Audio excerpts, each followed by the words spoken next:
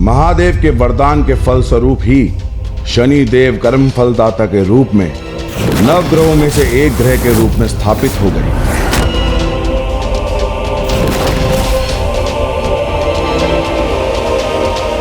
मुझे स्वयं महादेव ने कर्म फल के आधार पर दंडाधिकारी नियुक्त किया है।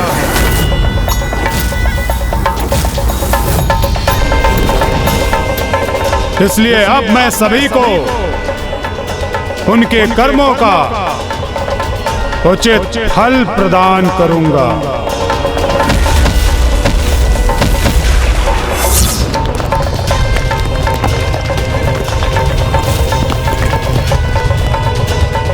और अब उन्होंने पूर्ण निष्ठा से अपना कार्य आरंभ किया, जिसके लिए समस्त ब्रह्मांड पर उनकी दृष्टि थी। और फिर प्रभु शिव शंकर शंभू से शनि देव को प्राप्त इस उपाधि, इस वरदान ने ही प्रभु पिपलाद के अवतार के लिए अभिशाप का रूप धारण कर लिया। हाँ लंकेश, पूर्व में आपने मुझे बताया था कि कैसे शिशु रूप में प्रभु पिपलाद अपनी माता द्वारा ही त्याग दिए गए। ये कैसा कुप्रभाव हुआ था शनिदेव की दृष्टि का कि एक माता अपने ही नवजात शिशु से दूर होने पर विवश हो गई। और फिर प्रभु पिपलाद के पिता उस समय कहाँ थे? क्या नाम था उनका? उनके पिता ब्रह्मदेव के परपौत्र महिषी दधीची थे, जो प्रभु महादेव शिव शंकर शंभू के महाभक्त भी थे। कर्पूर गौरम करुणावतारम संसार सारम भुजगेंद्रहारम सदा वसंतम हृदयारविंदे भवम भवामी सहितम नमामि। कर्पूर गौरम करुणावतारम संसार सारम भुजगेंद्रहारम सदा वसंतम हृदयारविंदे भवम भवामी सहितम नमामि। वो तो सदियों से संतान प्राप्ति के लिए प्रभु महादेव की तपस्या में लीन थे, और उनकी तपोग्नि दिन प्रतिदिन अधिक प्रभावशाली होती जा रही थी। नमः शिवाय।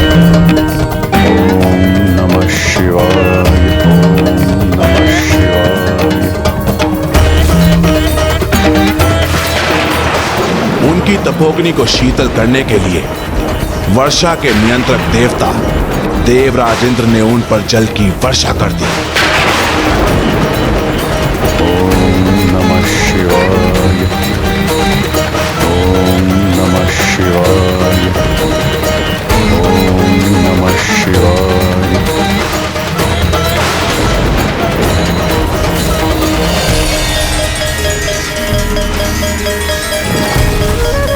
इंद्रदेव निरंतर प्रयासत रहे, वो बिना रुके वर्षा करते रहे, किंतु ऋषि दधीची ना अपने स्थान से डिगे, ना उनका तप भंग हुआ, और ना ही उनकी तपोग्नि में कोई कमी आई। और जब इस प्रकार निरंतर वर्षा होती रही तो सभी जलाशयों में जल की मात्रा बढ़ने से बाढ़ की स्थिति उत्पन्न हो गई, और शीघ्र ही एक अत्यंत विशाल एवं वेगवान जल प्रवाह ऋषि दधीची की ओर बढ़ने लगा। किंतु प्रभु महादेव का शिवलिंग मध्य में आने के कारण ही उस महाजल वेग का सीधा प्रभाव ऋषि दधीची पर नहीं हुआ, और वे उस महासंकट से सुरक्षित रहे।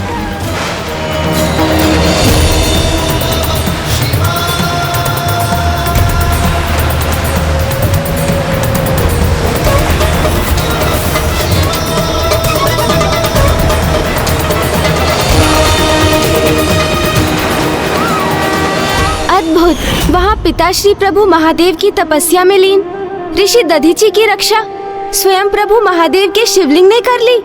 हाँ, किंतु स्वयं शिवलिंग पर जल का प्रभाव हो रहा था, क्योंकि एक ओर जल के प्रभाव के कारण शिवलिंग का आधार भूमि से विलग हो गया था, और उधर से दूसरी ओर ऊपरी दिशा से इस तीव्र जल प्रवाह के साथ विशाल शिला शिवलिंग की ओर बढ़ रही थी।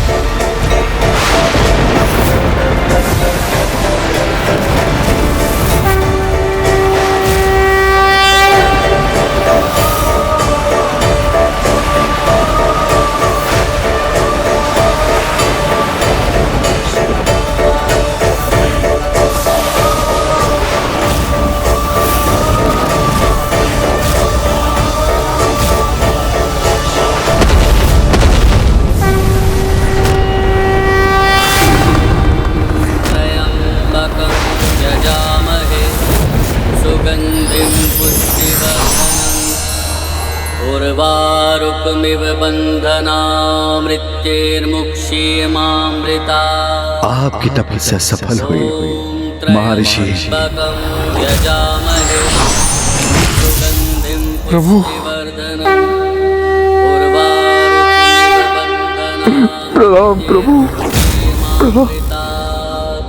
कहिए आपको मुझसे क्या वरदान चाहिए?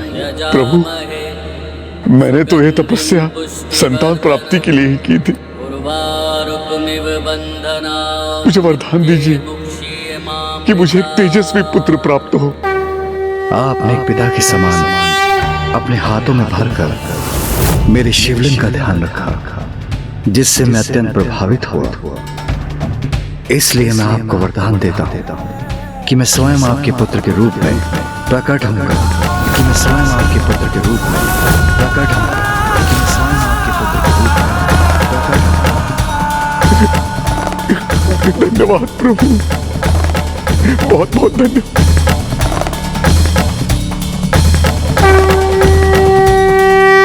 प्रभु के ऐसे महान भक्त जिन्हें स्वयं महादेव ने उनका पुत्र बनकर प्रकट होने का वरदान दिया, भविष्य में उनके साथ ऐसा क्या अनिष्ट हुआ जिसके कारण उनकी पत्नी पीपल वृक्ष के नीचे अपने पुत्र का परित्याग करने पर विवश हो गई? इतने असंख्य प्रश्न करते हैं आप गणेश जी, किंतु चिंता ना कीजिए गौरी पुत्र। मैं दशानन रावण ना ही कोई कार्य अधूरा छोड़ता हूं और ना ही कोई कथा। इसलिए धैर्य रखिए और मुझे एक एक कर कथा का प्रत्येक चरण सुनाने दीजिए।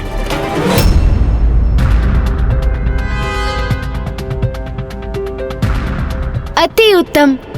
अब मरुस्थल है हमारे समक्ष। आप इस मरुस्थल को देखकर इतने आनंदित क्यों हो रहे हैं गणेश जी? क्या वो आपका मूषक लौट आया है क्या?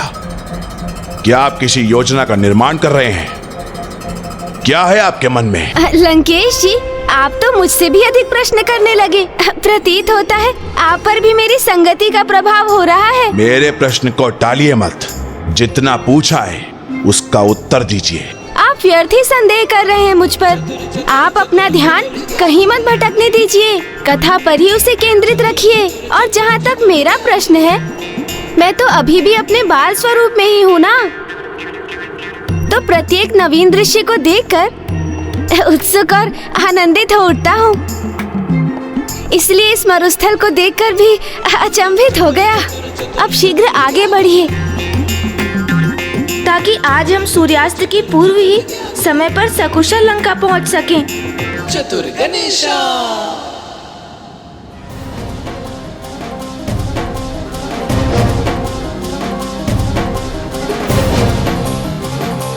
किंतु अब मुझे उचित अवसर प्राप्त होगा मरुस्थल की तपती धूप में, क्योंकि इससे उन्हें अधिक प्यास का आभास होगा। इसलिए वो अधिक जल का पान करेंगे और फिर शीघ्र ही उन्हें लघु शंका करने की आवश्यकता होगी।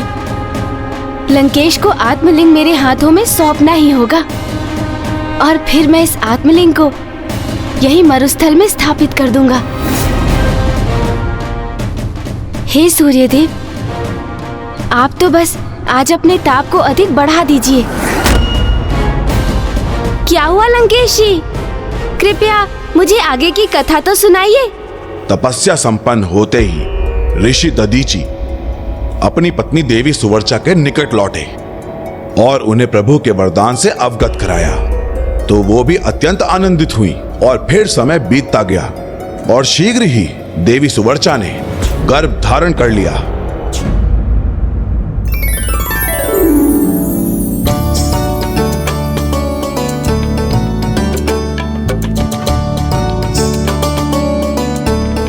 आपको इतनी कष्ट करने की क्या आवश्यकता थी स्वामी?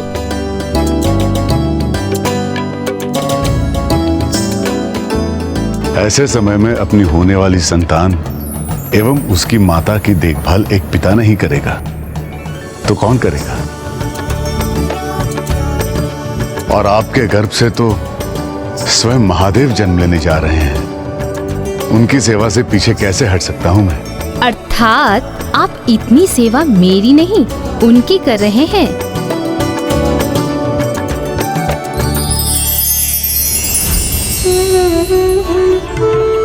ये उस ऋषि दंपति के लिए सर्वाधिक आनंद का समय था, किंतु शीघ्र ही एक अप्रिय घटना घटित होने वाली थी, जिसका संकेत निमंत्रण बनकर उनके द्वार पर था। प्रणाम गुरुवर। प्रजापति दक्ष के यहाँ से एक दूत का आगमन हुआ है।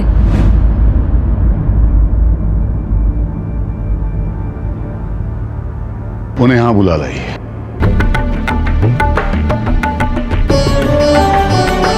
प्रणाम गुरुवर। दक्ष प्रजापति आज तक का सबसे भव्य, सबसे विशाल यज्ञ का आयोजन करने जा रहे हैं, जिसमें उन्होंने आपको भी भाग लेने के लिए सादर आमंत्रित किया है। इस यज्ञ में उपस्थित होना तो मेरा सौभाग्य होगा।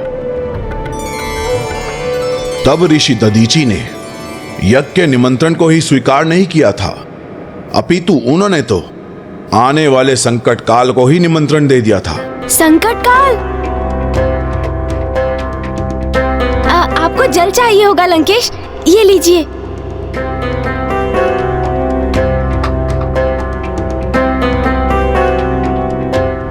मुझे आशा है अब मेरी युक्ति अवश्य सफल होगी।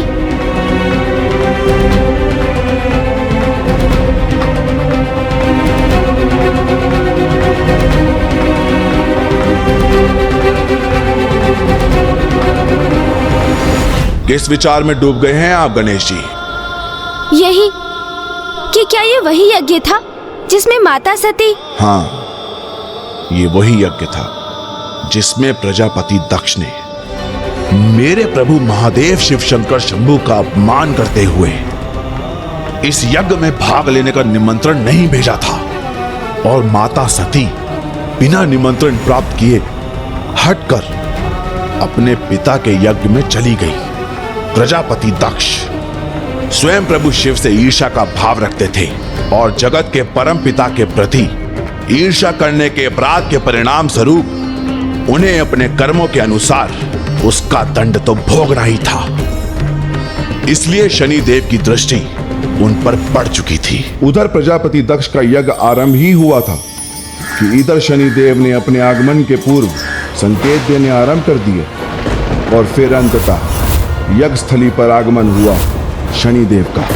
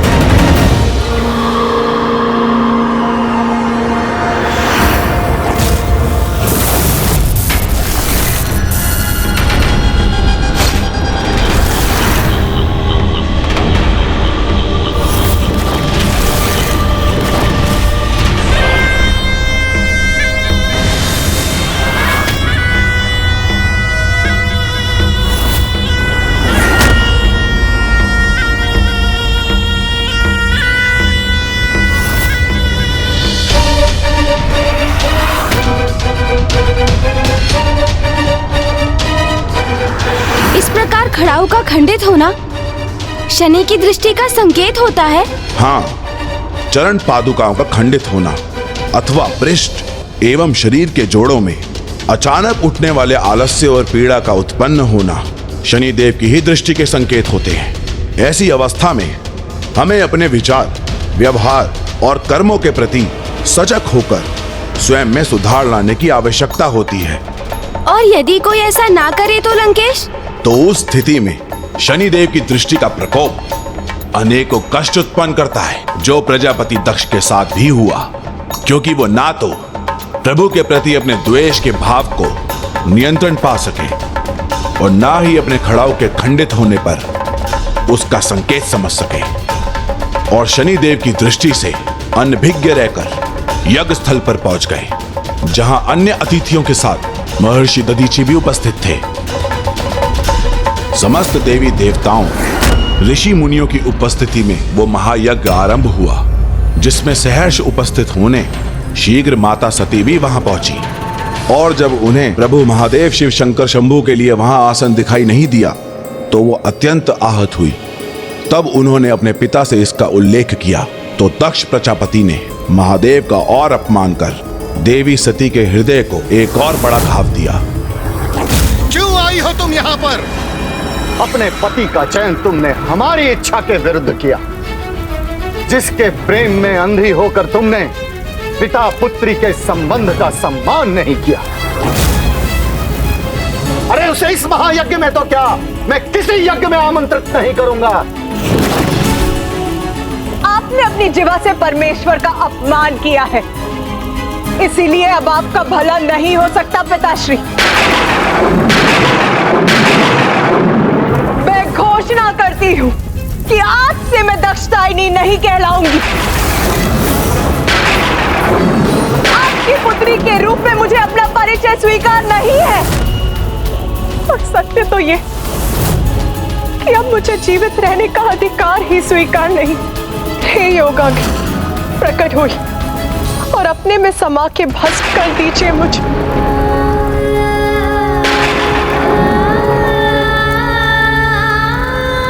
प्रजापति दक्ष के यज्ञ की समाप्ति तक किसी भी अतिथि को यहां से जाने की अनुमति नहीं है।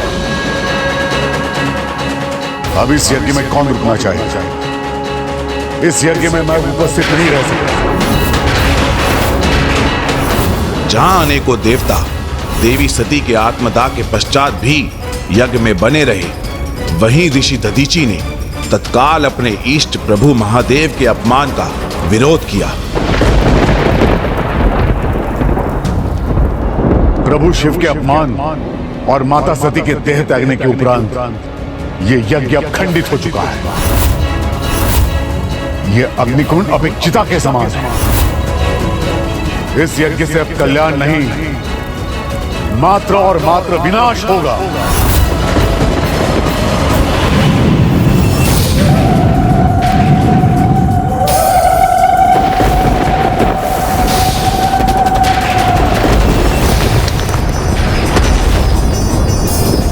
फिर क्या हुआ लंकेश? एक चुनौती। प्रजापति दक्ष और ऋषि दधीचि के मध्य कैसी चुनौती की स्थिति उत्पन्न हुई? नहीं, हे गौरी पुत्र, ये चुनौती ऋषि दधीचि और शनिदेव के मध्य स्थिर हुई थी।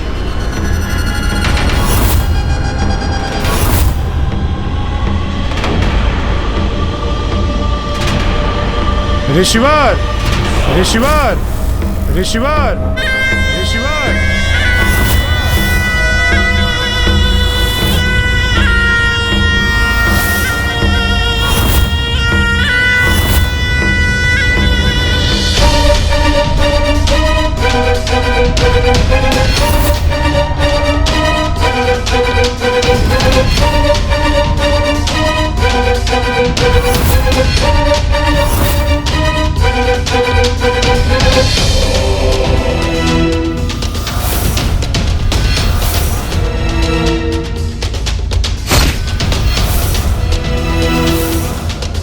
अर्थात ये सब आपके ही कारण हुआ है।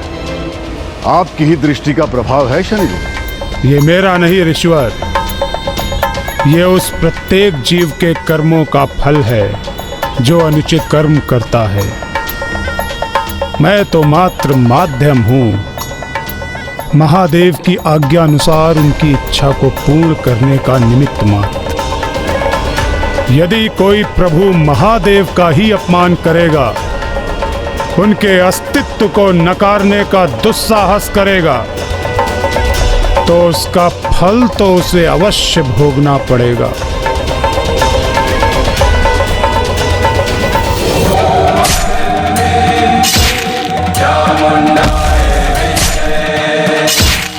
ये तो अभी आरंभ मात्र है। निकट भविष्य में दक्ष प्रजापति और उनके इस यज्ञ की और भी दुर्दशा होने वाली है।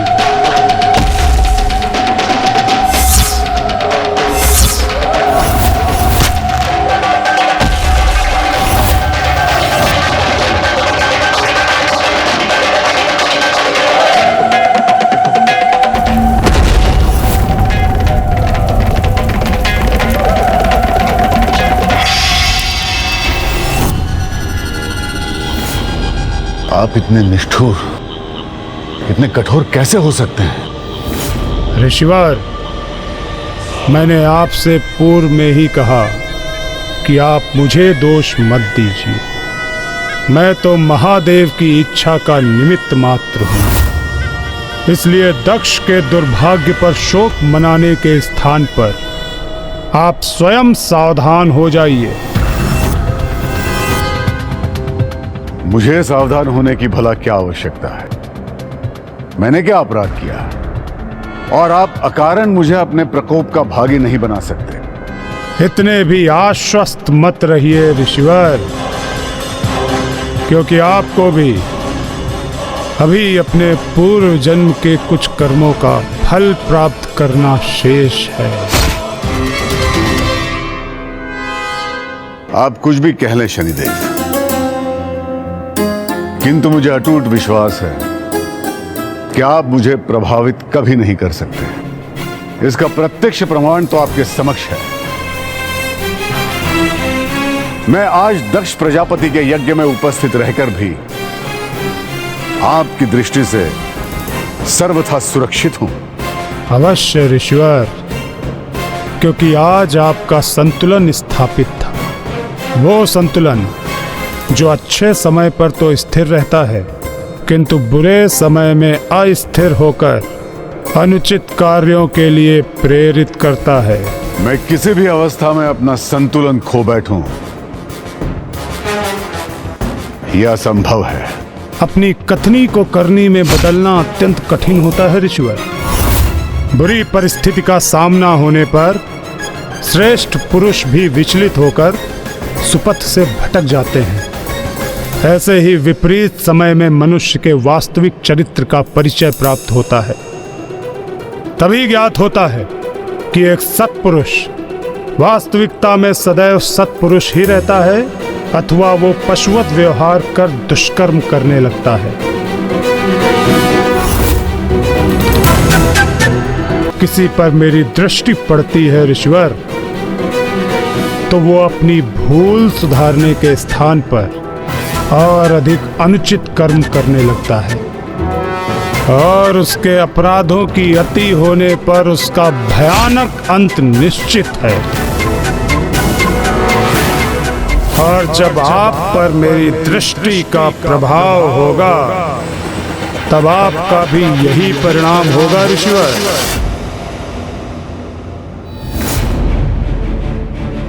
मुझे स्वयं पर पूरा विश्वास है कि किसी भी स्थिति में मेरा आचरण सदैव शुद्ध ही रहेगा। मैं कभी भी विचलित नहीं हो जाऊंगा। यदि दुर्भाग्य की छाया मुझ पर पड़ भी गई, तो भी मैं धर्म पथ से दूर नहीं होऊंगा। इसीलिए आपका मुझे सावधान करना व्यर्थ है। आप मुझे चुनौती दे रहे हैं ऋषिवर। हाँ शनिदेव, इसे आप मेरी चुनौती ही समझिए। चुनौती ही समझिए।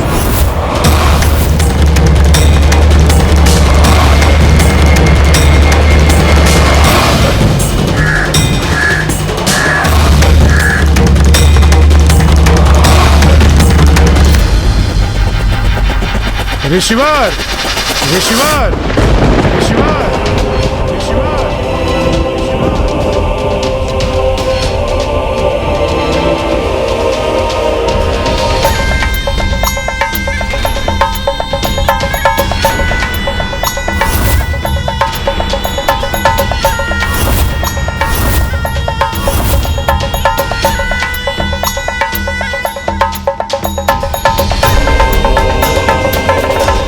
आपने शनिदेव की दृष्टि को चुनौती दी है ऋषिवर। इसका परिणाम तो आपको भोगना ही होगा।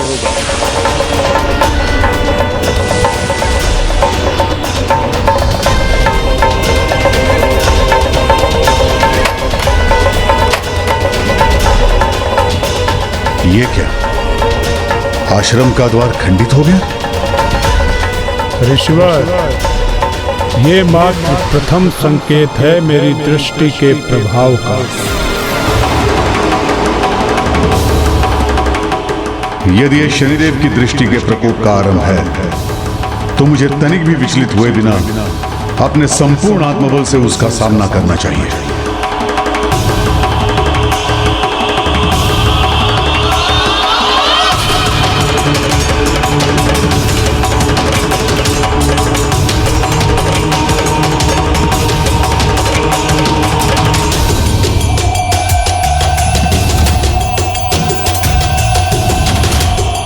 जिस आत्मबल के आधार पर आपने मेरी दृष्टि का सामना करने का संकल्प लिया है ऋषिवर, समय आने पर उसकी भी उचित परीक्षा होगी।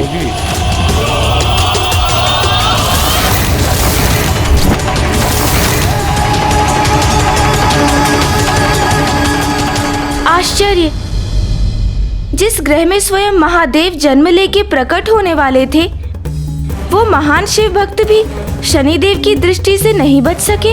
हाँ गौरी पुत्र, शनिदेव की दृष्टि सभी सीमाओं और किसी प्रकार के नियंत्रण से परे थी, और शनिदेव की दृष्टि जिस पर पड़नी होती थी पड़कर ही रहती थी।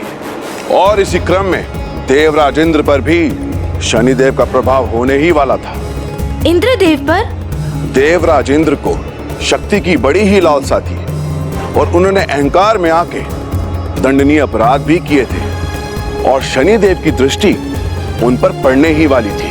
और इसी कारण देवराज इंद्र और ऋषि दधीचि एक दूसरे से बंधे हुए थे, और देवराज इंद्र के कर्म उन्हें ऋषि दधीचि के भविष्य से जोड़ने वाले थे।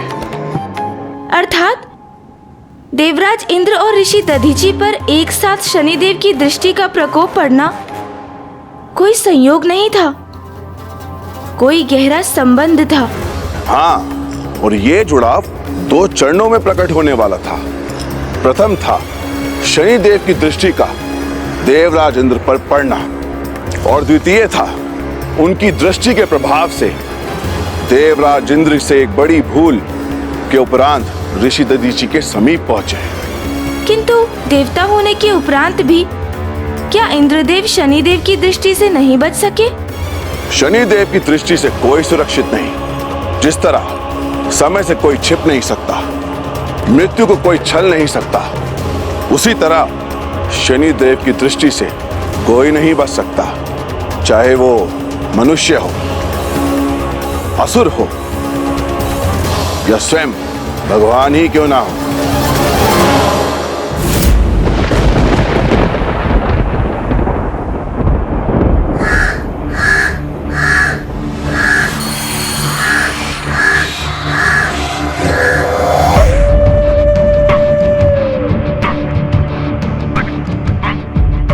कौन है ये, अथवा क्या है जिसके अशुभ आगमन का आभास मुझे इतना विचलित कर रहा है?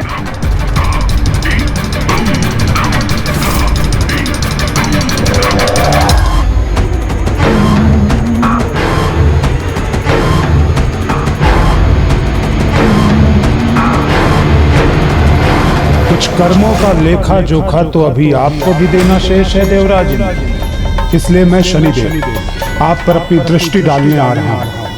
और मुझे विश्वास है देवराज होने के नाते आप अपने कर्मों का संतुलन स्थापित करने के लिए तत्पर होंगे और मेरी दृष्टि को सहेंगे। सावधान देवराज, स्वर्ग के निकट पहुंच चुका हूं मैं, और मेरी दृष्टि के लक्ष्य आप हैं। नहीं शनिदेव, नहीं, मैं देवराज इंद्र आपको ऐसा करने की अनुमति कदापि नहीं दूंगा, कदापि नहीं। जब तक आप अपनी धीमी गति से मुझ तक पहुंचेंगे, मैं उसके पूर्व ही अपने स्वर्गलोक के अद्भुत भवन के सर्वाधिक और सुरक्षित स्थान पर पहुंचकर छिप जाऊंगा। फिर मैं देखता हूं आपकी अनिष्टकारी दृष्टि मुझ तक कैसे पहुंचती है।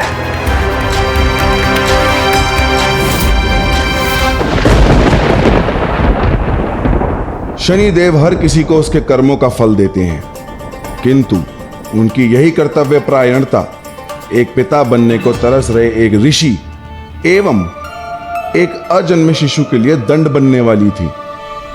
प्रभु भोलेनाथ के आने वाले अवतार की कथा का दुखद कारण बनने जा रही थी।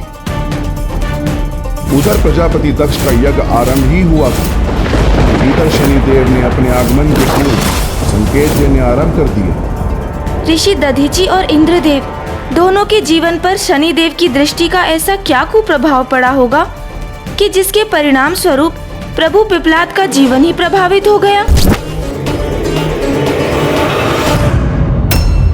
लंकेश जी, जल ग्रहण कीजिए। तो क्या देवराज इंद्र शनिदेव की दृष्टि से छिपने का विचार कर रहे थे, किंतु ये कैसे संभव हो सकता था? फिर क्या हुआ लंकेश जी? क्या वो अपनी इस योजना में सफल हुए? इतना जल ग्रहण कर लिया है दशानन ने, किंतु फिर भी मेरी मुख्य योजना सफल ही नहीं हो रही है। कदाचित मुझे शीघ्र कोई अन्य युक्ति भी सोचनी होगी।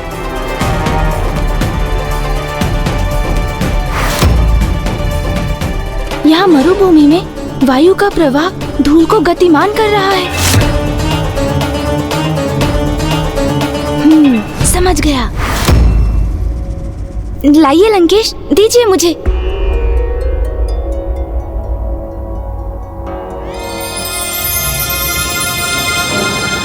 आपने अभी क्या प्रश्न किया था गौरीपुत्र? नहीं, इंद्रदेव, क्या वो? देवराज इंद्र दृढ़ निश्चय ले चुके थे कि वो शनिदेव को छलकर ही रहेंगे, और उधर शनिदेव देवराज इंद्र पर अपनी दृष्टि डालने के लिए अपने निर्णय पर अड़िग थे।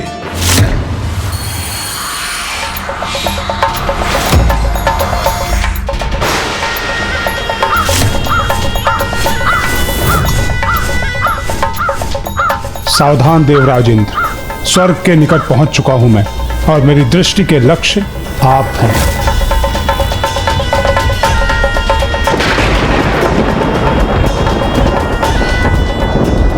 मुझे शीघ्रता करनी होगी। शनिदेव यहाँ पहुंचने ही वाले हैं।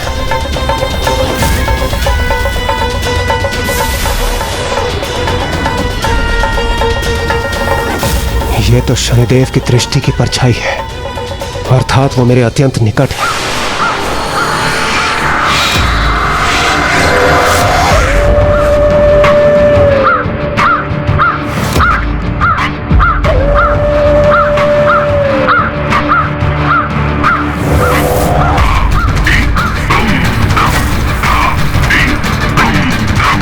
काक, अर्थात शनिदेव के वाहन का स्वार, कहीं वो यहाँ पहुंच तो नहीं गए। मुझे शीघ्रता करनी होगी। मुझे अपनी दिशा परिवर्तित करनी होगी, जिससे मैं उन्हें भ्रमित कर सकूं।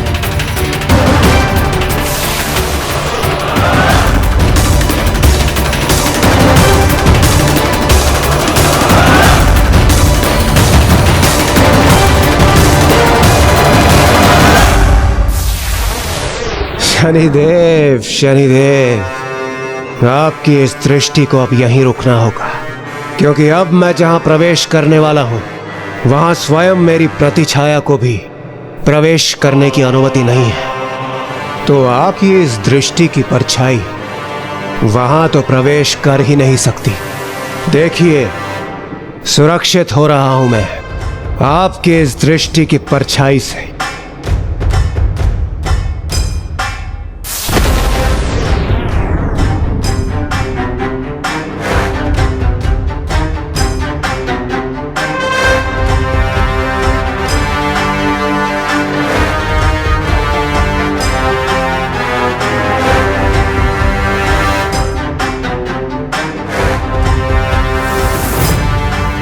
अब मैं अपने इस गुप्त कक्ष में सर्वथा सुरक्षित हूं।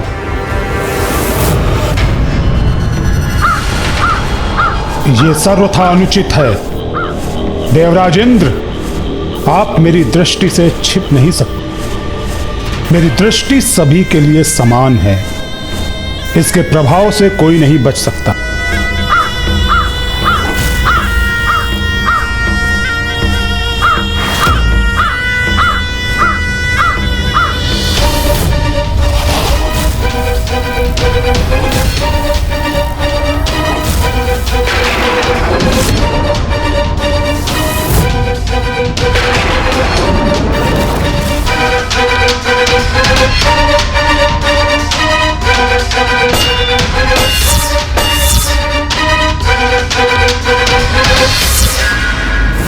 अंततः देवराज इंद्र स्वयं को शनिदेव से सुरक्षित करने में सफल हो ही गए। नहीं शिवनंदन, जैसा कि मैंने पूर्व में कहा था कि शनिदेव की दृष्टि से कोई सुरक्षित नहीं, क्योंकि जिस पर उनकी दृष्टि पड़नी होती है, चाहे वो किसी भी सुरक्षित स्थान पर स्थित हो जाए, वह स्वयं अपने पांव पर चलकर शनिदेव के समक्ष पहुंच ही जाता है। वो स्वयं पहुंच जाता है उनके समक्ष, अर्थात इंद्रदेव जिन्होंने स्वयं को छिपाने के इतने प्रयास किए, वो भी शनिदेव के समक्ष आ गए। आह, कितनी अद्भुत शांति है यहाँ। अब मेरे इस कक्ष में कोई प्रवेश नहीं कर सकता। शनिदेव तो क्या उनकी कुदृष्टि भी नहीं। मुझे अपनी समस्त चिंताओं को त्याग कर कुछ समय विश्राम कर लेना चाहिए।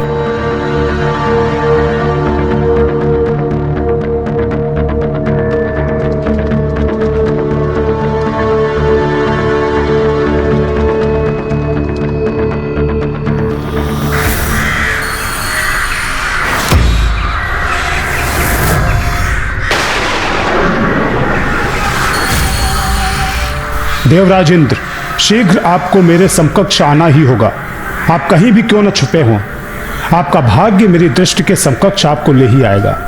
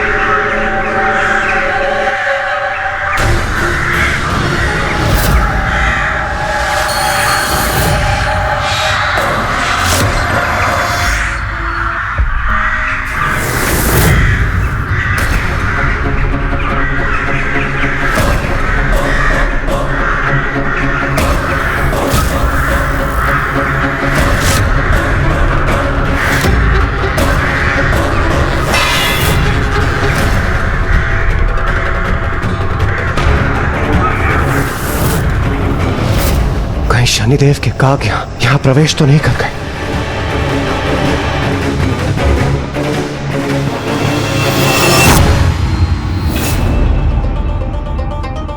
यहाँ तो सब कुशल है। कदाचित ये मेरा भय है जो भ्रम का रूप ले रहा है। यहाँ तो कुछ भी नहीं है। ये अवश्य मेरा भ्रम ही था। भ्रम।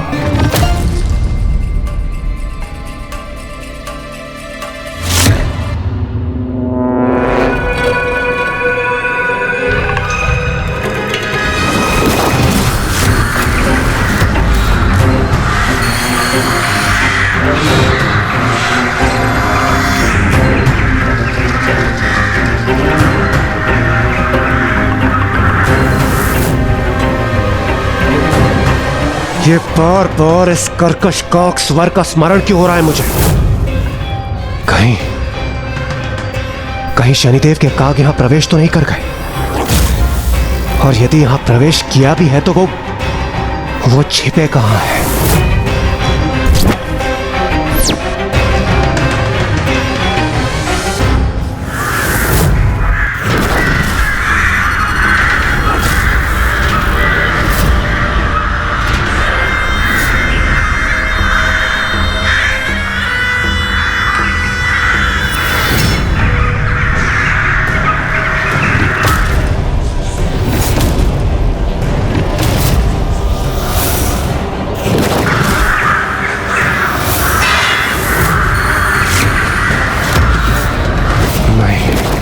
मैं यहाँ सुरक्षित नहीं हूं मैं सुरक्षित। मुझे कुछ करना होगा।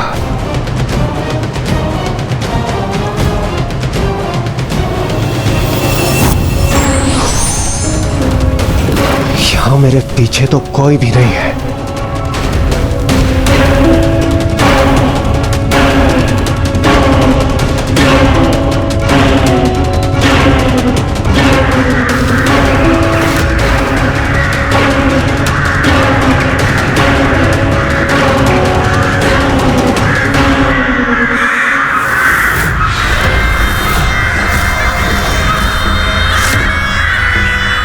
शनिदेव,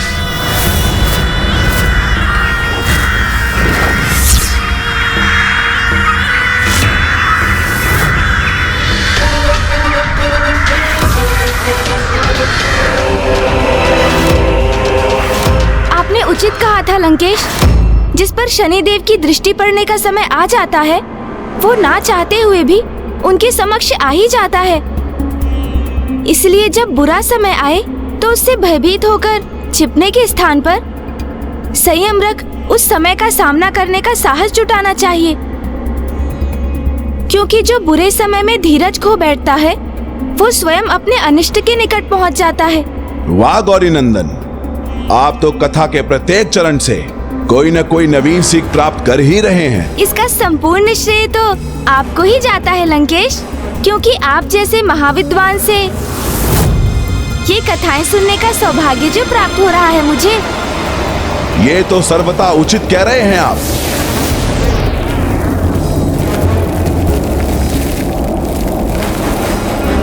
यहाँ वायु का वेग अचानक इतना प्रचंड कैसे हो रहा है? प्रतीत होता है यहाँ धूल का भवंडर उत्पन्न होने वाला है।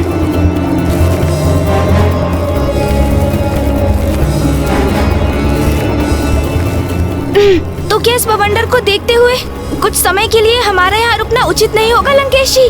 नहीं, ऐसा कोई भवंडर नहीं जो लंकेश रावण को रोक सके। और वैसे भी साधारण भवंडर का क्या भय जो कुछ ही समय में शांत हो जाएगा। वास्तविक भवंडर तो शनिदेव की दृष्टि देवराज इंद्र पर आया था, जो उनके सभी संकेतों को नकारते रहे, और जो होने वाला था उसे कोई नहीं टाल सकता था।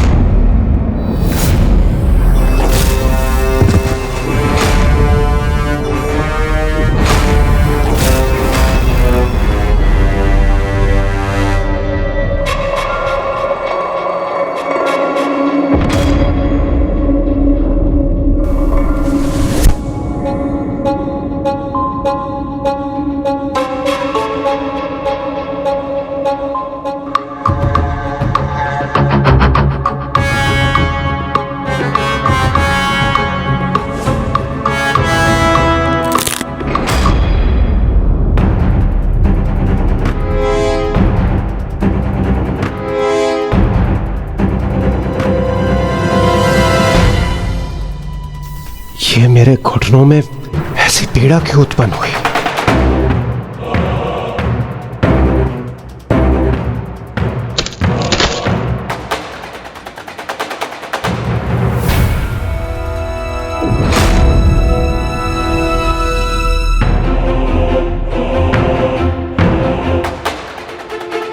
प्रणाम गुरुदेव। प्रणाम देवगुरु।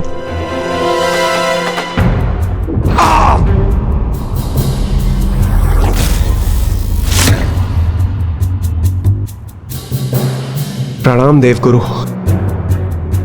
अन्य सभी देवता अपने गुरु अर्थात मेरे सम्मान में अपने स्थान पर खड़े हो गए, किंतु इंद्रदेव ये कैसी घृष्टता कर रहे हैं?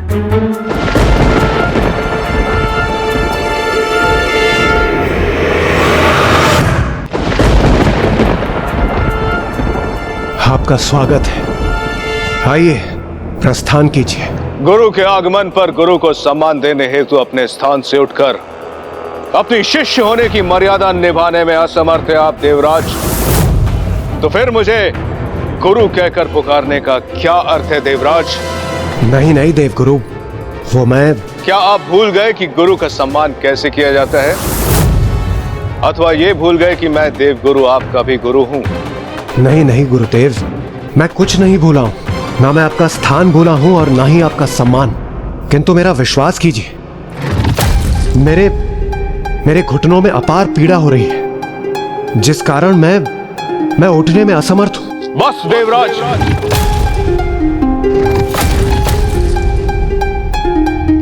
सर्वप्रथम आपने मेरा अपमान किया, फिर अपनी भूल को नकारने हेतु ऐसा तुच्छ कारण का उल्लेख किया जो कदापि मान्य नहीं हो सकता। धिक्कार है मुझे कि मेरे आप जैसे शिष्य हैं। धिक्कार है इस सभा को जहां एक देव गुरु का अपमान हुआ। धिक्कार है आपको जो आप इस दुखद अनुचित घटना के कारण बने। बात गुरुदेव,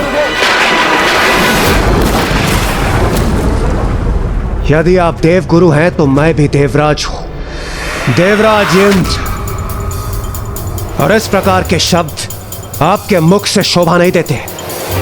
आप मेरे गुरु हैं, इसलिए यदि मुझसे कोई भूल होती है तो उसे सुधारने का अधिकार आपको प्राप्त है, किंतु आप इस प्रकार अकारण मेरी अवहेलना नहीं कर सकते। ये सर्वथा अनुचित है। आप मेरा विश्वास करने के स्थान पर व्यर्थ में ही आवेशित हो रहे हैं। क्रोधित और उत्तेजित तो आप हो रहे हैं देवराज।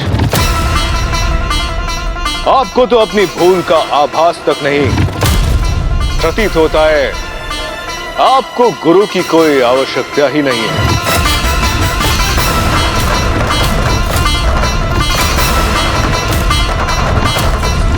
जहां सम्मान न प्राप्त हो वहां एक क्षण भी रुकना मृत्यु से भी अधिक कष्टकारी होता है।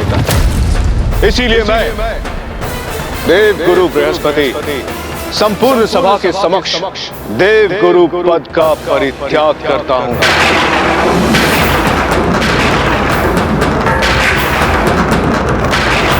और अब मैं एक क्षण भी यहां नहीं रुकूंगा।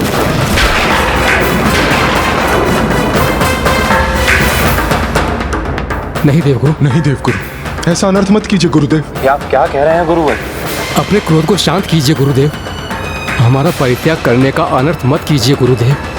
रुक जाइए, रुक जाइए। देवगढ़,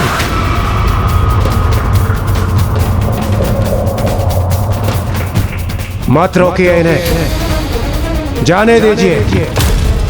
इन्होंने जो निर्णय लिया है उस पर इन्हें स्थिर रहने दीजिए।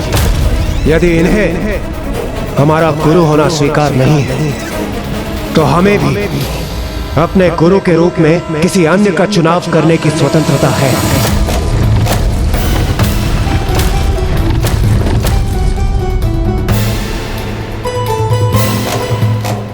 गुरुदेव, इंद्रदेव के वचनों को अन्यथा मत लीजिए, रुक जाइए। हाँ गुरुदेव, रुक जाइए।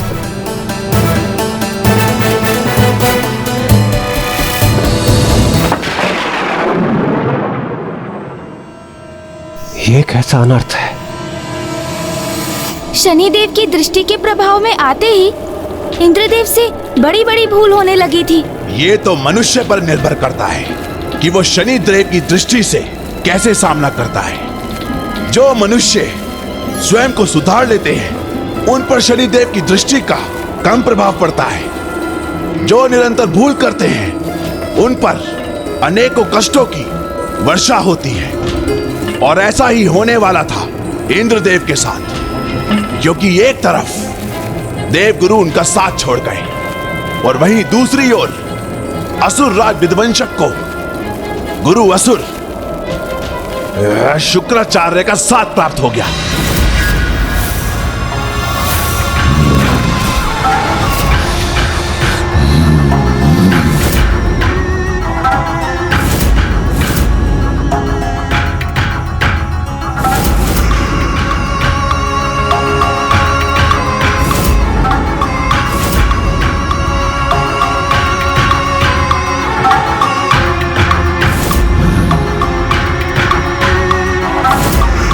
प्रणाम असुर गुरुदेव।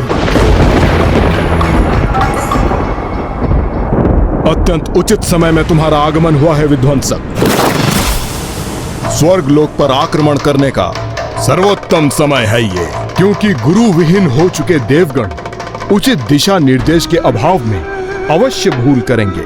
मुझे ज्ञात है तुम अपने अस्त्र से शत्रु के अस्त्रों की शक्ति भी सोखने में और उस शक्ति को स्वयं में विलय कर अत्यधिक शक्तिशाली बनने में सक्षम हो। परंतु युद्ध केवल शक्ति से नहीं, युक्ति से लड़ा जाता है। तुम्हें युक्ति से लड़ना होगा। शत्रु को एक दूसरे से विलग करने के रणनीति के प्रयोग कर अकेले पड़े उसके योद्धाओं पर आक्रमण करना होगा। इससे तुम्हारी विजय सुनिश्चित हो जाएगी। मैं इस युद्ध के लिए सर्वथा तैयार हूं गुरुदेव।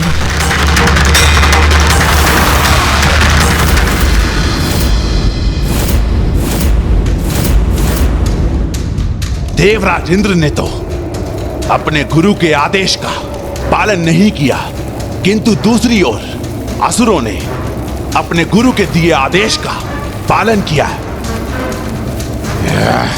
सभी दिशाओं से स्वर्गलोक पर आक्रमण किया। देवताओं को एक दूसरे से विलग कर उन्होंने उनको अकेला किया और उसके उपरांत असुर देवता पर आक्रमण करने जा रहे थे।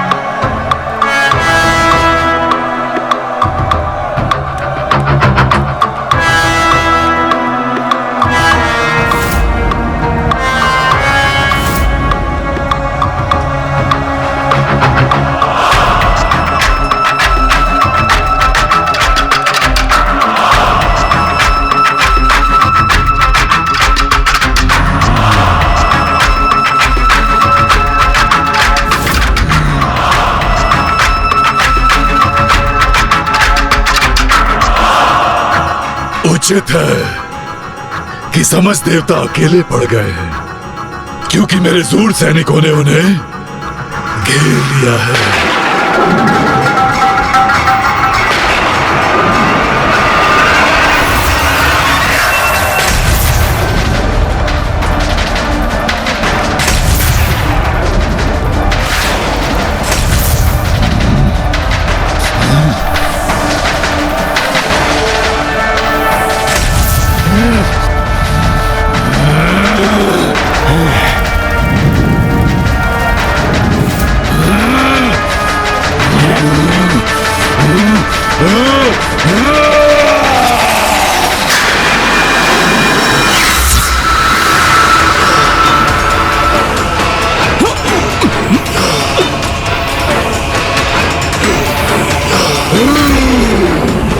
ये हमारे दिव्य अस्त्र जड़ कैसे हो गए? हम इन असुरों पर आक्रमण करने में असमर्थ क्यों रहे हैं?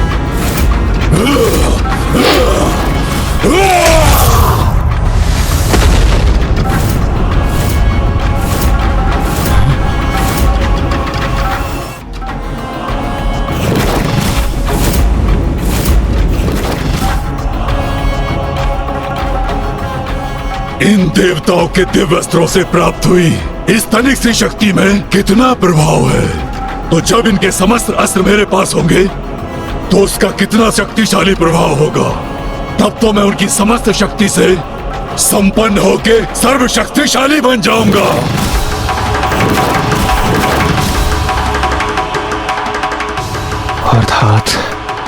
अर्थात ये दुष्ट अपनी शत्रु की शक्तियों को सोख लेता है, तभी तो ये हमारी ही शक्तियों से स्वर्गलोक के द्वार को ध्वस्त करने में सफल हुआ है। स्वर्गलोक पर अब हमारा आधिपत्य है। अब शीघ्र इन देवताओं से उनके अस्त्र छीनकर उन्हें हमारे सामने उपस्थित करो।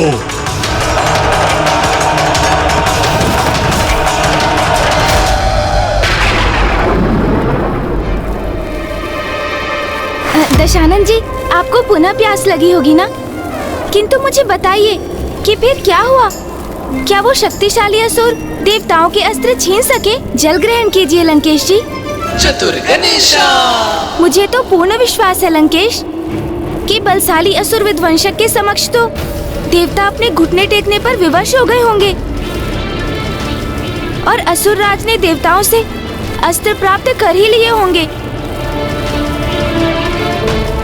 नहीं, इसके पूर्व वो असुर देवताओं तक पहुंच पाते, देवराज इंद्र ने उनकी योजना को प्राप्त कर आकाश की ओर बढ़कर वहां से निकल गए। साथ ही उन्होंने अन्य देवताओं को भी अपने साथ आने को कहा।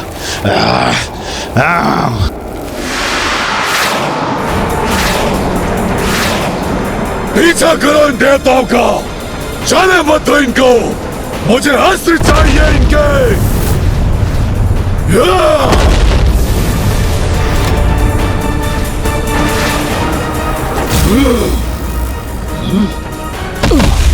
आपने हमें रणभूमि से हटने का आदेश क्यों दिया देवराज? क्या है ये आपकी योजना? अग्निदेव, वो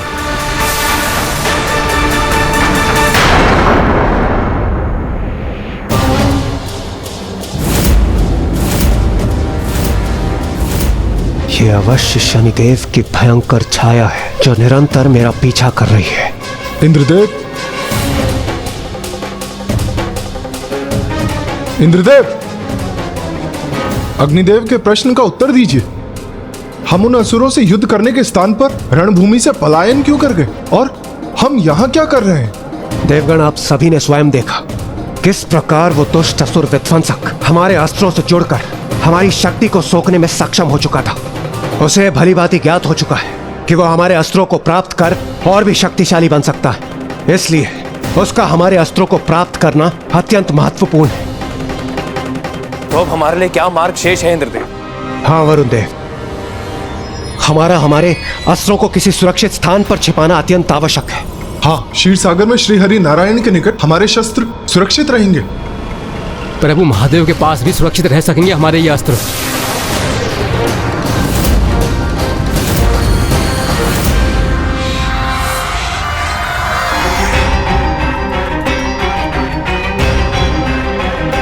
ऋषि दधीचि, वो ही हमें हमारे अस्त्रों को छिपाने में हमारी सहायता कर सकते हैं। देवगुरु बृहस्पति की अनुपस्थिति में हमारे दिव्य अस्त्र अब ऋषि दधीचि के पास ही सुरक्षित रह सकते हैं। चलिए देवगण।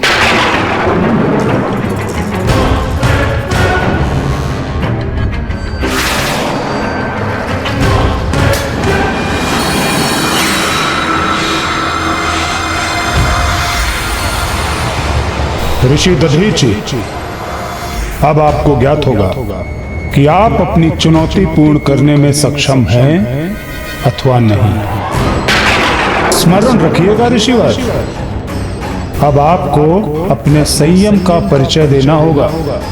निकट भविष्य में जो कठिन परिस्थितियां आपके सामने आने वाली हैं, उसका सामना करने में कोई त्रुटि नहीं होनी चाहिए।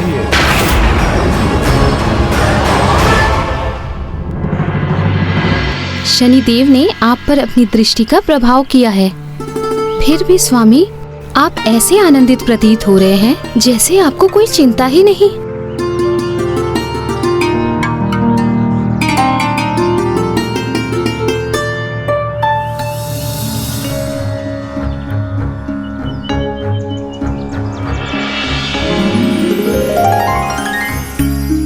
चिंता तो आपको भी नहीं करनी चाहिए देवी, क्योंकि जिस गृह में स्वयं प्रभु महादेव का आगमन होने वाला है, उस गृह की स्वामिनी को चिंता करना शोभा नहीं देता।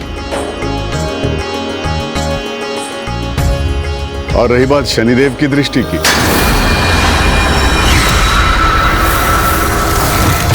तो वो अपना कार्य कर रहे हैं और मैं अपना कर्म करता रहूंगा। मुझे भला किस बात का भय है? अन्य सभी विचारों से मुक्त होकर हमें मात्र और मात्र हमारे भावी पुत्र के विचारों में ही लीन रहना चाहिए, क्योंकि पुत्र रूप में स्वयं महादेव का आगमन जो होने वाला है यहाँ। ये कैसी परिस्थिति बन रही थी लंकेश? पूर्व में ऋषि दधीची ने शनिदेव को चुनौती दी और अब इंद्रदेव, जिन पर शनिदेव की दृष्टि पड़ने वाली थी, वे ऋषि दधीची के पास स्वयं ही आ रहे थे। ये किस प्रकार का समीकरण बनने जा रहा था इनके मध्य लंकेश? लंकेश, जैसा कि अभी तक आपने अपनी कथा में बताया कि देवराज इंद्र और ऋषि दधीची दोनों पर ही शनिदेव की दृष्टि पड़ चुकी थी, तो अब आगे इसका क्या परिणाम होने वाला था लंकेश? कृपया बताइए। शनिदेव की दृष्टि ऋषि दधीची पर तो पड़ चुकी थी गौरी नंदन, किंतु अब भी वे अपने धर्म पथ पर अड़िग होकर महादेव के पुत्र रूप में जन्म लेने की प्रतीक्षा में अधीर हुए जा रहे थे। अन्य सभी विचारों से मुक्त होकर हमें मात्र और मात्र हमारे भावी पुत्र के विचारों में ही लीन रहना चाहिए, क्योंकि पुत्र रूप में स्वयं महादेव का आगमन जो होने वाला है यहाँ, जिनके शुभ दर्शन से समस्त जगत खिल उठता है, वो शीघ्र ही हमारे अंक में खिलखिलाएंगे। जिनके समक्ष जगतवासी भोग लगाकर भोजन समर्पित करते हैं, वो स्वयं मेरे हाथों से भोजन ग्रहण करेंगे। जिनकी उंगलियों के संकेत पर सारा संसार, सारा ब्रह्मांड गतिशील होता है, वो मेरी और आपकी उंगली पकड़कर चलेंगे। शिव महादेव के आंगन पर समस्त देवता और सप्तऋषि भी पूर्ण निष्ठा और भक्ति भाव से नतमस्तक होने आते हैं। वो स्वयं हमारे घर में हमारे साथ क्रीड़ा करेंगे। कहीं ऐसा ना हो स्वामी कि समस्त देवी देवता उनके दर्शन के लिए हमारे ही आंगन में एकत्र होने लगे। ऋषिवर दधीची,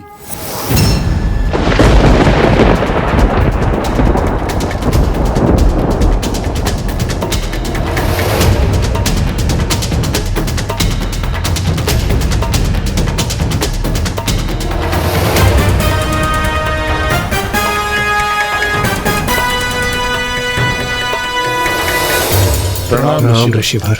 प्रणाम ऋषिवर। प्रणाम माता। प्रणाम। प्रणाम। आप सब ऐसे निस्तेज अवस्था में? क्या आप सभी पर किसी महासंकट की छाया छाई हुई है? हाँ ऋषिवर, हम पर अत्यंत बड़ा संकट छाया है। दुर्भाग्यवश उन दुष्ट असुरों ने हमसे हमारा स्वर्ग पर से स्वामित्व भी छीन लिया।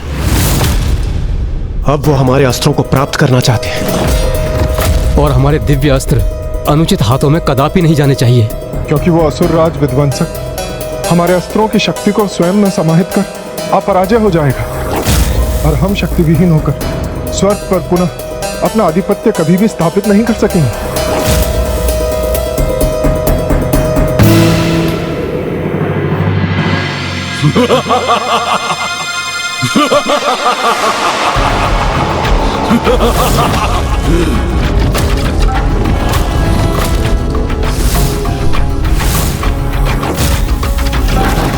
देवताओं, विध्वंसक के प्रकोप से कदापि सुरक्षित नहीं रह सकोगे तुम।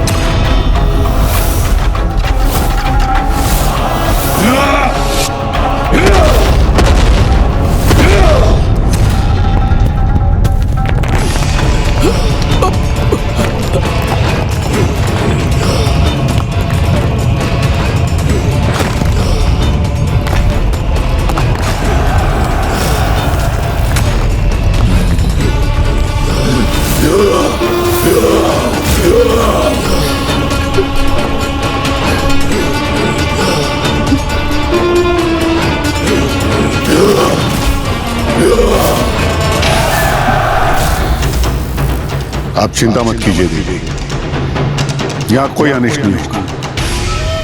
आप भीतर जाके स्वयं को शांत कीजिए। जब स्वयं शिव शंभु भोलेनाथ आपके गर्भ में है, स्वयं महादेव हमारे साथ हैं, तो फिर किस बात की चिंता, कैसा भय? मुझ शनिदेव को चुनौती दी थी ना आपने ऋषि दधीचि। अब मैं देखता हूं कि मेरी दृष्टि पड़ने के पश्चात भी आप कैसे संयमित रहते हैं। आप निश्चिंत रहिए, भीतर जाकर विश्राम कीजिए। प्रभु इच्छा से जो भी होगा उचित ही होगा। जाइए।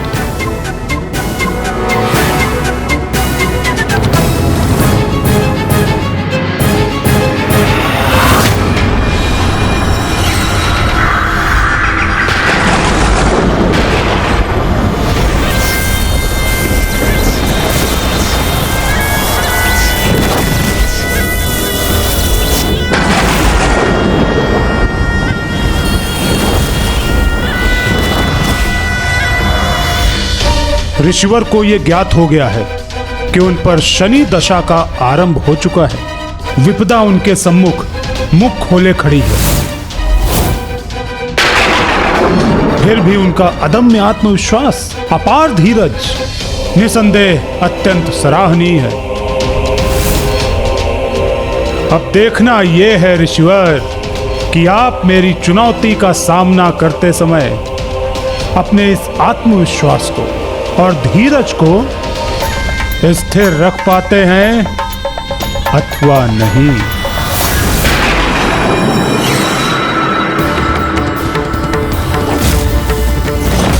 ऋषिवर, हमें शीघ्र हमारे इन अस्त्रों को किसी सुरक्षित स्थान पर छिपाना होगा, जहां पर यह दुष्ट असुर न पहुंच सके। हमारी सहायता कीजिए ऋषिवर, सहायता कीजिए हमारी। हाँ ऋषिवर, हम पर कृपा कीजिए। मैं आपकी सहायता अवश्य करूंगा, किंतु उससे पूर्व मेरा यह ज्ञात होना अत्यंत आवश्यक है कि आपको आपके किस अपराध का दंड मिल रहा है, जिसके कारण आप जैसे महान देवता एक साधारण असुर से अपनी रक्षा के लिए यहां आने को विवश हो गए। बस गुरुदेव, यदि आप देव गुरु हैं तो मैं भी देवराज हूं, और इस प्रकार के शब्द आपके मुख से शोभा नहीं देते। किंतु आप इस प्रकार अकारण मेरी अवहेलना नहीं कर सकते। जहां सम्मान न प्राप्त हो वहां एक क्षण भी रुकना मृत्यु से भी अधिक कष्टकारी होता है। इसीलिए मैं संपूर्ण सभा के समक्ष देव गुरु पद का परित्याग करता हूं।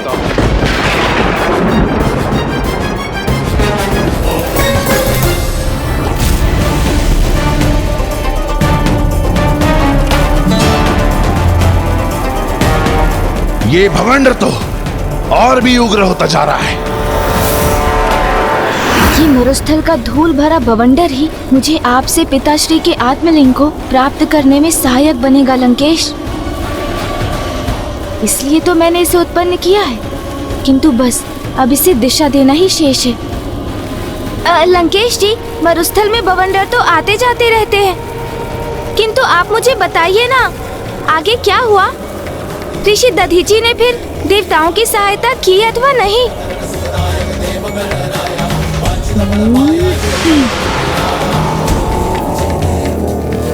मुझे तो दृढ़ विश्वास है कि ऋषि दधीचि को जब देवगुरु बृहस्पति के अपमान का ज्ञात हुआ होगा तो उन्होंने देवताओं की सहायता करने से अस्वीकार कर दिया होगा। नहीं, देवराज इंद्र अवश्य दोषी थे और उसका आभास ऋषि दधीचि को हो चुका था, किंतु इस अवस्था में वो उनकी सहायता करने के लिए प्रस्तुत थे। ऋषिवर, कृपा कर बताएं किस अवस्था में आप हमारा अनुरोध स्वीकार करेंगे। मैं आपका प्रत्येक आदेश मानने के लिए तैयार हूं। यहां अपने अस्त्र छोड़ने के उपरांत आप सब देवगुरु को सादर लौटा कर लाएंगे। देवगुरु का स्थान कभी रिक्त नहीं रहना चाहिए, अन्यथा और विपदाएं अवश्य आएंगी। मैं वचन देता हूं ऋषिवर, कृपा कर हमें वो स्थान बताने की कृपा करें जहां हमारे ये अस्त्र सुरक्षित रह सके। आप सभी अपने अस्त्र मेरे समक्ष रख दीजिए।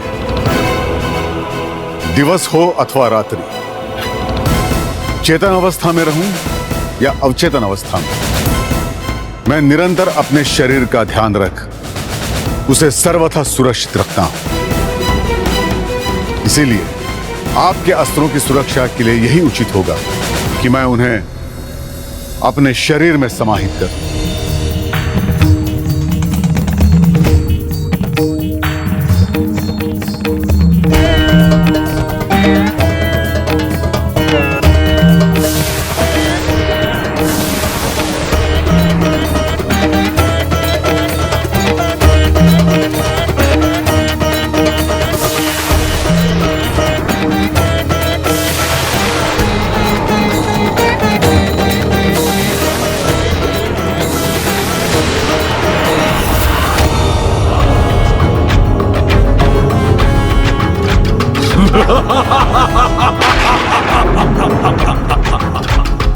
प्रतीत होता है देवता अपनी पराजय स्वीकार कर रहे हैं।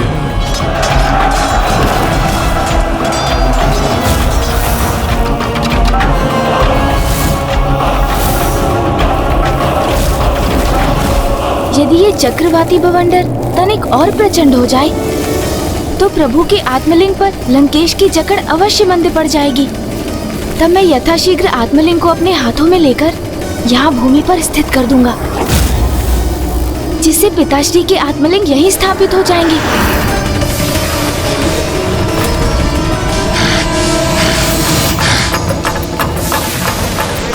इस भवंडर के तीव्र वायु प्रवाह से कदापि विचलित नहीं होऊंगा मैं, और ना ही महादेव के आत्मलिंग पर इसका तनिक भी प्रभाव होने दूंगा।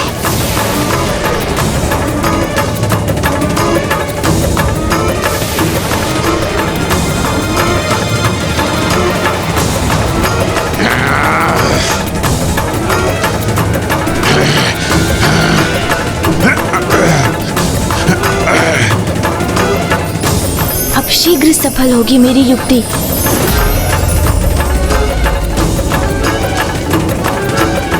हे वायुदेव, इस बवंडर की उग्रता और तीव्रता बढ़ाने में मेरी सहायता कीजिए।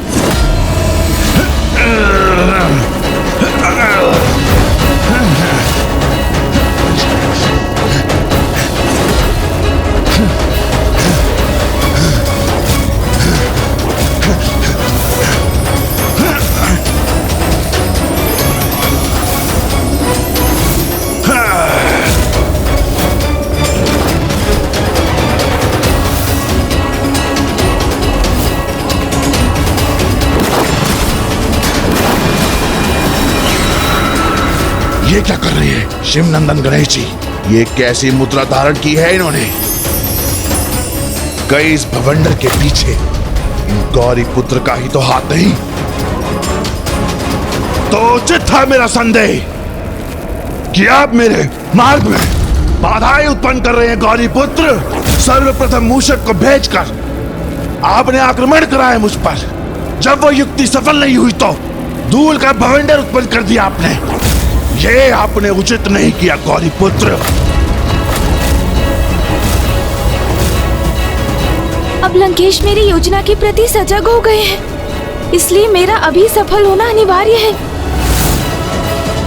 उचित तो यही होगा कि लंकेश के हाथों की शक्ति शिथिल पड़ जाए और मैं आत्मलिंग को उनके हाथों से ले सकूं। मेरे मार्ग में आए इस भवंडर के पीछे आप हो या अथवा कोई और, किंतु आप लंकेश के हाथ से उनके आराध्य के आत्मलिंग को नहीं ले पाएंगे।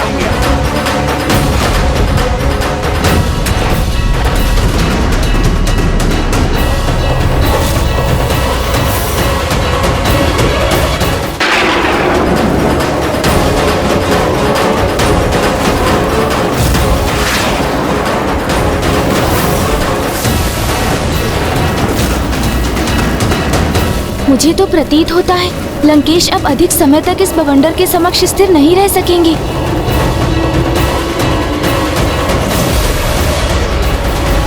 स्वयं पर मैं शीला और शिलाखंडों का प्रहार होऊंगा मैं, किंतु इस चक्रवाती भवंडर को मैं अपने आराध्य के आत्मलिंग को स्पर्श भी नहीं करने दूंगा।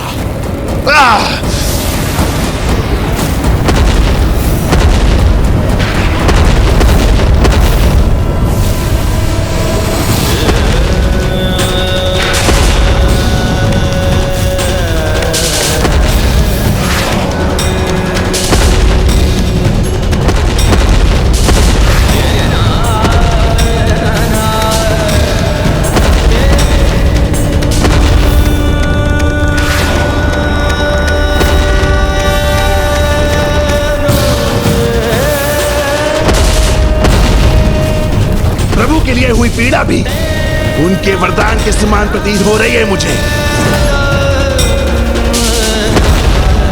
ओम नमः शिवाय।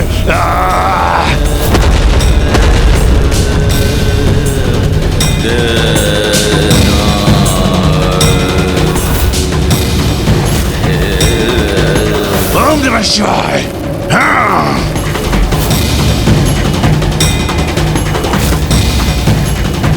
अद्भुत। अपनी तनिक भी चिंता किए बिना इस बवंडर को महादेव की आत्मलिंग का स्पर्श तो क्या, उनके निकट भी पहुंचने नहीं दे रहे हैं।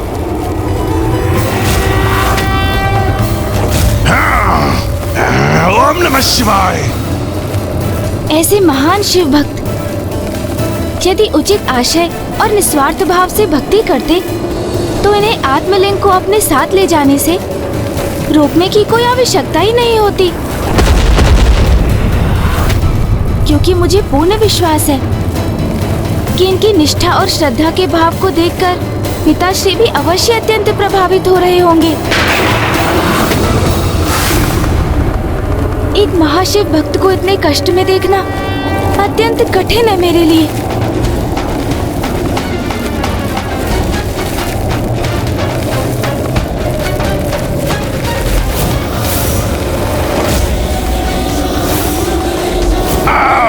मेरे मार्ग पे ये भवंडर उत्पन्न करके भी खुश नहीं हुए आप कि अब पुनः किसी अपनी नवीन योजना के साथ मेरी ओर बढ़ रहे हैं।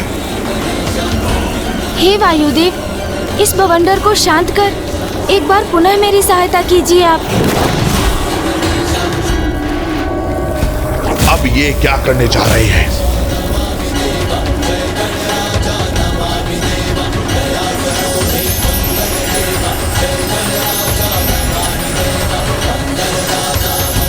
ये क्या? गौरीपुत्र गणेश तो भवंडर को विपरीत दिशा में मोड़कर उसके प्रभाव को कम करने में लगे हैं।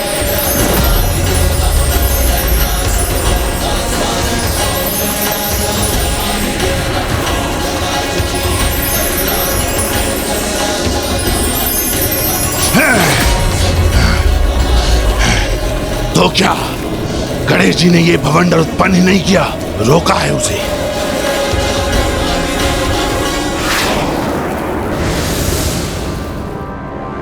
आप तो मेरी सहायता करने का प्रयास कर रहे थे पार्वती नंदन, और मैं अकारण ही आप पे संदेह कर रहा था। मेरे दोषपूर्ण व्यवहार के लिए मुझे क्षमा कर दीजिए पार्वती नंदन।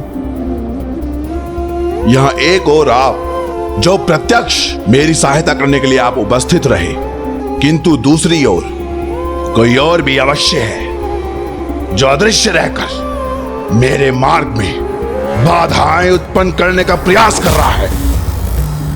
क्यों गणेश जी, मेरा संदेह उचित है ना? कदाचित नहीं लंकेश। मरुभूमि में तो इस प्रकार के बवंडर आना स्वाभाविक ही है, किंतु आप उसकी चिंता क्यों करते हैं लंकेश जी? अभी आपने जिस प्रकार महादेव की आत्मलिंग की इतनी भक्ति और निष्ठा से सुरक्षा की, ये देखकर तो स्वयं महादेव भी अवश्य अति आनंदित होंगे। और एक भक्त के लिए प्रभु की प्रसन्नता से अधिक महत्वपूर्ण भला और क्या हो सकता है?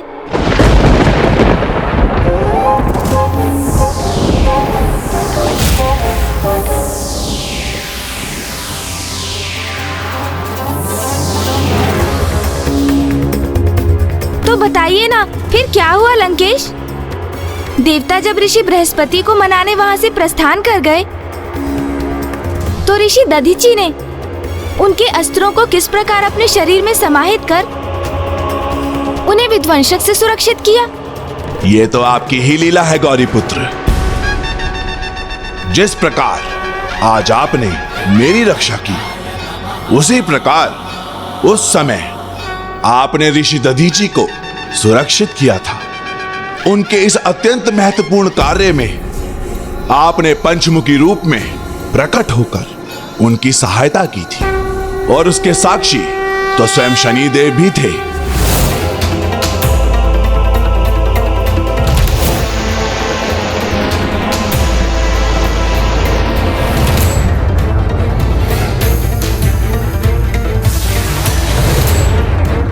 मुझसे भयभीत होकर अपने अस्त्रों का परित्याग कर सारे देवता पलायन कर गए। और यही तो मैं चाहता था कि एक बार उनके अस्त्रों का स्वामित्व प्राप्त हो जाए मुझे, तो मैं उन्हीं की शक्ति का प्रयोग कर उन देवताओं को अपने समक्ष झुकने पर विवश कर दूंगा।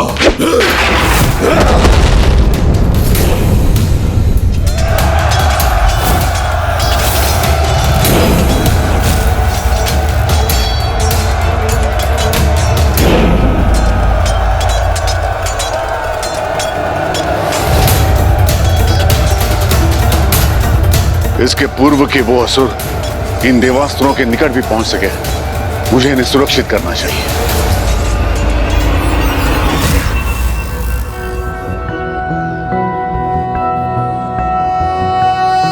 ओम वक्रतुंड महाकाय सूर्यकोटि समप्रभ निर्विघ्नं कुरु मे देव सर्वकार्येषु सर्वदा।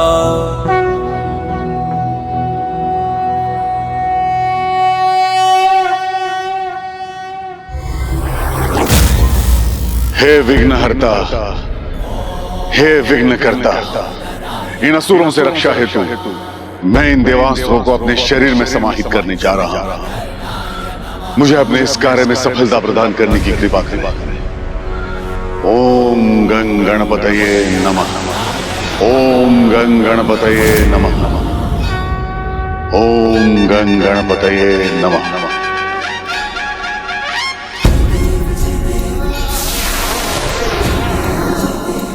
हे देवताओं के दिव्य एवं शक्तिशाली अस्त्रों, मेरे शरीर के भीतर प्रवेश कर मेरी अस्थियों में समाकर मुझे कृतार्थ करने की कृपा कीजिए। स्वस्ति न इंद्रो।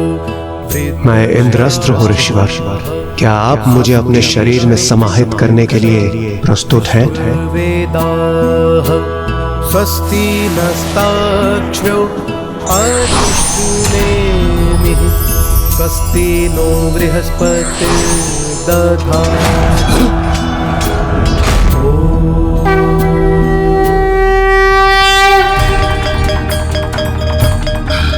ये क्या हो रहा है? ये अस्त्र ऋषि के शरीर के भीतर कैसे जा रहा है?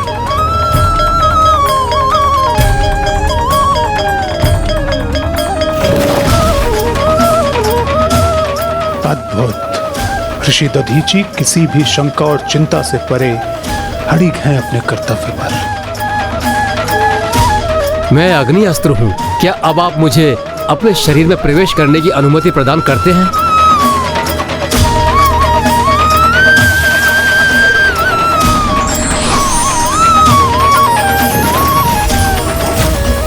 ये ऋषि तो एक एक कर इन देवताओं के दिव्य अस्त्र को अपने अंदर समाहित कर रहा है, किंतु ये अस्त्र तो मेरे लिए आवश्यक है। ये मैं कदापि नहीं होने दूंगा।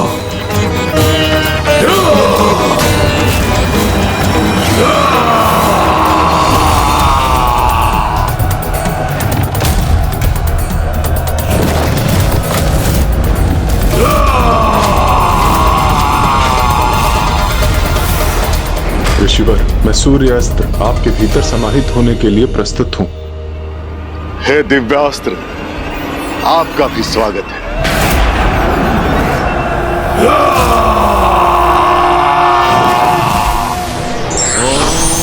ओम आदित्याय विद्महे सहस्रकिरण्य धीमहि तन्नो सूर्य प्रचोदयात्।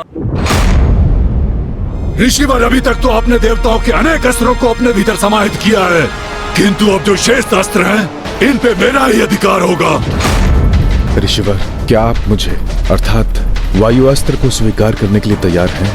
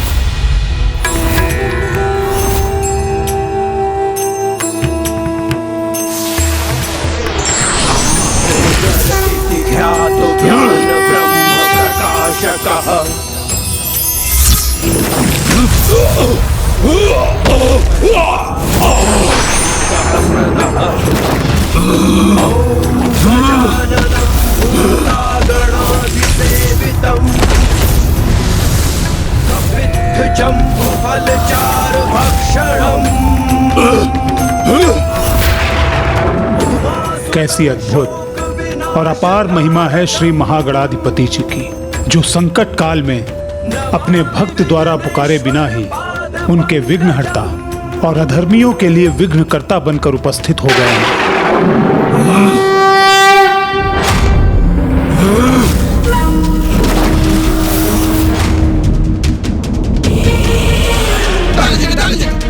असुर सैनिकों, आगे बढ़ो, आक्रमण करो। आज मुझे देवताओं के दिव्य अस्त्र को प्राप्त करने से कोई नहीं रोक सकता।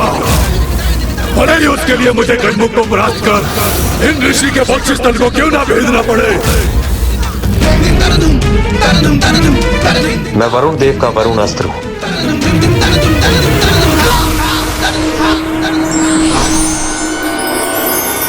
मैं कुबेर जी का अस्त्र हूँ।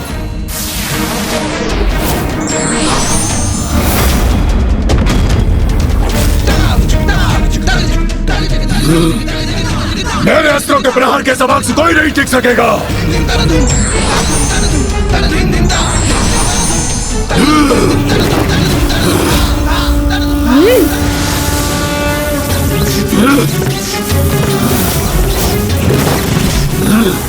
अस्त्रों से मुझ पर लक्ष्य साधने का कोई लाभ नहीं होगा गजमुख, क्योंकि मैं आपके अस्त्रों को जड़कर उनकी शक्ति को अपने अस्त्रों में समाहित कर लूंगा।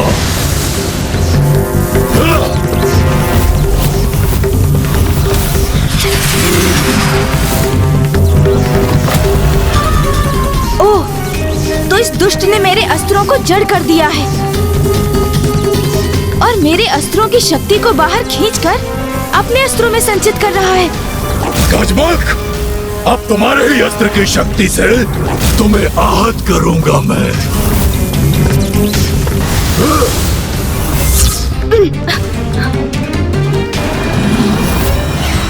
देखा मेरे अस्त्र का प्रभाव? प्रतीत होता है शत्रु की ऊर्जा को सोखने का सामर्थ्य ही इस असुर को बल प्रदान करता है। तो उचित यही होगा कि मैं इसके विशेष बल को ही इसकी दुर्बलता बना दूं।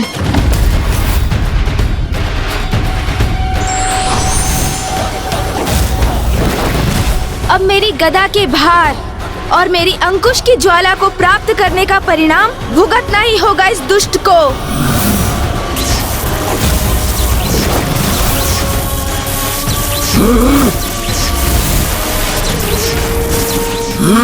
कदाचित मेरे अस्त्रों की शक्ति को अभी तक समझे नहीं हैं आप। मुझ पर प्रहार करने का प्रयास तो मुझे ही शक्तिशाली बना देगा। गजमुख, आपके अस्त्रों की भी असाधारण दिव्यता है, इसलिए अब आपकी ऊर्जा से आपके प्रतिरूपों को नष्ट करूंगा मैं। अपनी शक्ति में विलीन करने हेतु आपके अस्त्रों को भी प्राप्त करूंगा मैं।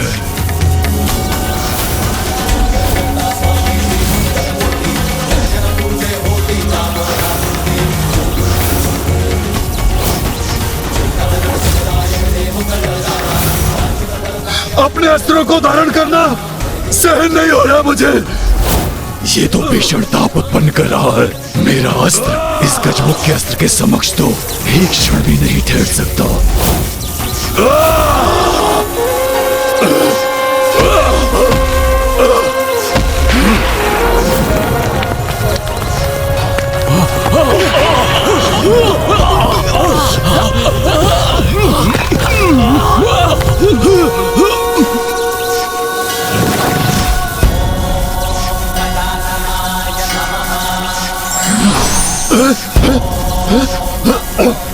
नहीं, नष्ट हो गया मेरा अस्त्र, मिट गया मेरे बल का आधार। मुझे अस्त्रहीन पाकर ये गजमुख मुझे बंदी बनाना चाहता है। मुझे शीघ्र यहाँ से पलायन कर अपनी रक्षा करनी होगी। यहाँ से पलायन नहीं कर पाओगे दुष्ट।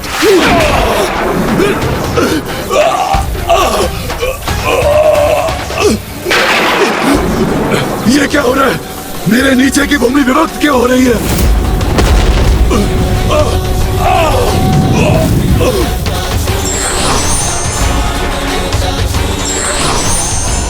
आप यहाँ रुके, हम भी शेष नहीं रहेंगे। भागो यहाँ से, रक्षा करो, भागो, भागो।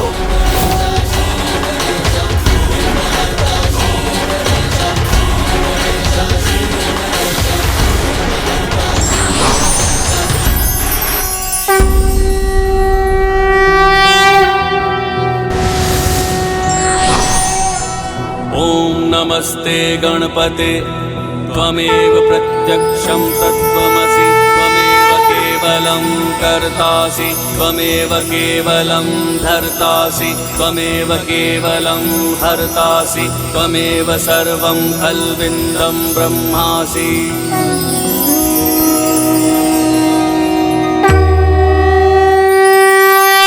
असुर विध्वंसक का अध्याय तो समाप्त हो गया लंकेश, किंतु फिर शनिदेव ने क्या किया? उनकी दृष्टि तो देवराज इंद्र और ऋषि दधीचि पर पूर्व में ही पड़ चुकी थी ना? जब शनिदेव की दृष्टि पड़ती है तो उसके परिणाम भी बहुत घातक होते हैं, और अब ऐसा ही कुछ होने वाला था देवराज इंद्र और ऋषि दधीचि के साथ भी।